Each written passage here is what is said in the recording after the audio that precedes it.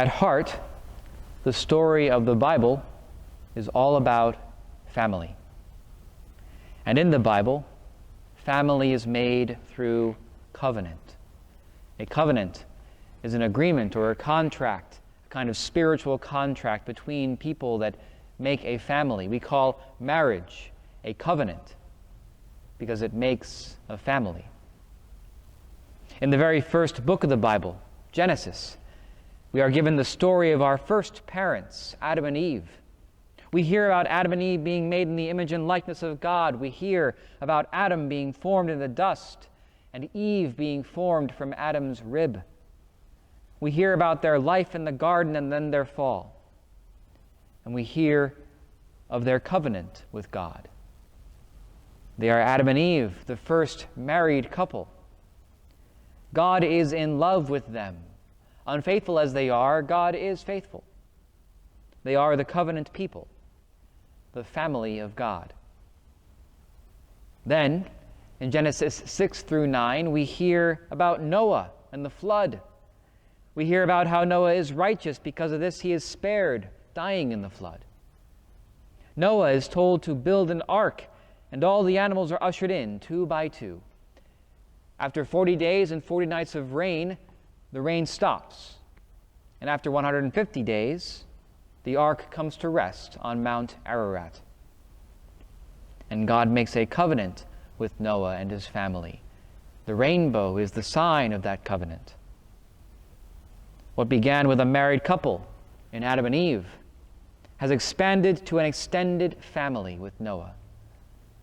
The covenant has expanded. The family of God has expanded. God is in love with them. Unfaithful as they are, God remains faithful. They are the covenant people, the family of God. Then, in Genesis 12 to 22, we hear about Abraham. He is called forth from his homeland to a promised land. He steps out in faith, and in chapter 22 of Genesis, God tests that faith. He asks Abraham to bring Isaac to the top of Mount Moriah and to sacrifice him there. At the last moment, as Abraham is about to level the death stroke, God stays his hand. And he makes a covenant with Abraham, promising that Abraham's descendants will be as countless as the stars of the sky and the sands of the seashore. What began with a married couple in Adam and Eve, what expanded to an extended family with Noah, has now expanded yet again to the tribe, to Abraham's descendants. The covenant has expanded. The family of God has expanded. God is in love with them, and unfaithful as they are, God remains faithful. They are the covenant people, the family of God. Then, in Exodus, the second book of the Bible, we hear of Moses. Moses' people, who are the descendants of Abraham, are in bondage, in slavery in Egypt. And God tells Moses to go to Pharaoh and demand that he let the people go. Moses goes, Pharaoh refuses, and God sends the plagues, 10 to be exact.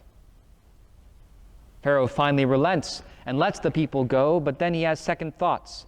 There's that dramatic scene where the people of God cross the Red Sea, only to be followed by Pharaoh's forces.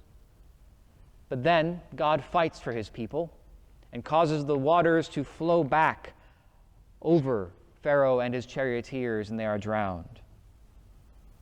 Then Moses leads the people to Sinai, and there on that mountain, God makes a covenant. He gives them the law for the nation.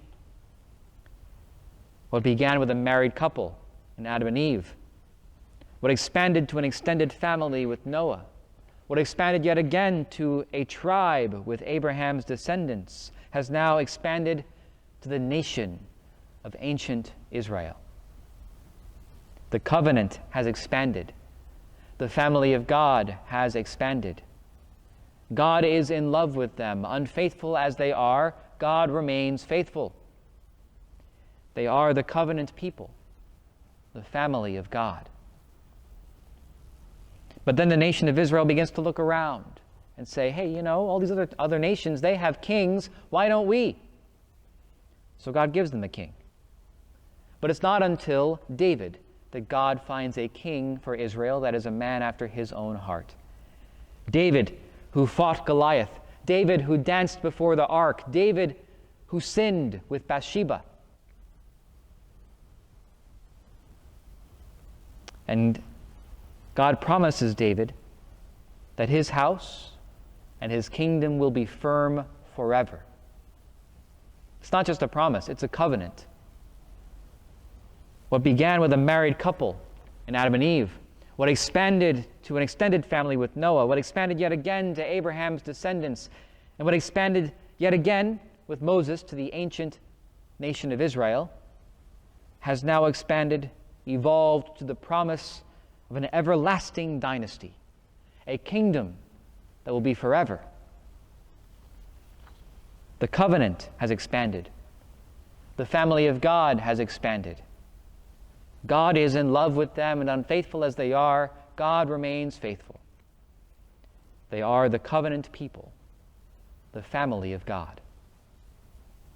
After David, the prophets begin to preach. Jeremiah, Ezekiel, Isaiah, preaching about the fulfillment of that promise made to David, preaching about a son of David to come, preaching about a new and eternal covenant. And then, in the fullness of time, the Word becomes flesh. Jesus Christ walks among God's people. Gradually, he reveals who he truly is, not just a carpenter from Nazareth, not just an itinerant preacher. No, this is God himself. This is the God who knew Adam and Eve in the garden. This is the God who told Noah how to build the ark.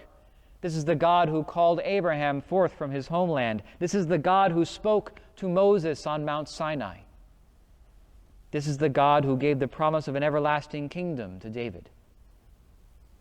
And now here Jesus is, fully God and fully man, and the central mission of his life, the entire point, is the new and eternal covenant.